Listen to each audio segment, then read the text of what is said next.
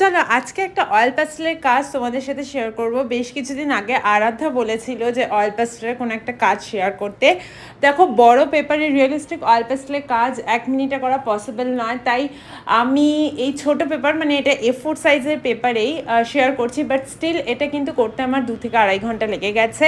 সেটাকে আমি 1 মিনিটে দেখাচ্ছি, মানে বুঝতে পারছো কতখানি ফাস্ট ফরওয়ার্ড করতে হয়েছে আর কতটা কেটে বাদ দিতে হয়েছে ভিডিওটা। আমি এখানে ডোমসের অয়েল প্যাস্টেল ইউজ করেছি। এই বক্সটার একটা বেনিফিট আছে, এইটার মধ্যে তোমরা একটা কাটার পাবে, যেটা দিয়ে তোমরা অলওয়েজ যে কালারটা ইউজ করছো সেটাকে শার্প করতে পারবে, যেটা কিন্তু অয়েল প্যাস্টেলের জন্য ভীষণ ইম্পর্টেন্ট। অয়েল প্যাস্টেলটার মেন কাজই হচ্ছে ঠিকভাবে কালার বুঝে বুঝে সেটাকে ব্লেন্ড করা, আর সেটার জন্য যেটা সব থেকে বেশি প্রয়োজন সেটা হচ্ছে পেশেন্স, আর হাতে তুমি কতটা প্রেশার দিচ্ছ সেটার উপর অনেকটা ডিপেন্ড করে। আগের কিছু ভিডিওতে সপ্তপর্ণা, রায়া, টগরি, প্রিয়াঙ্কা তোমরা তোমাদের নামগুলো নিতে বলেছিলে, নিলাম। আর হ্যাঁ, স্লেটের ভিডিও কিন্তু খুব শিগগিরই আসছে। জানিও এই কাজটা তোমাদের কিরকম লাগলো।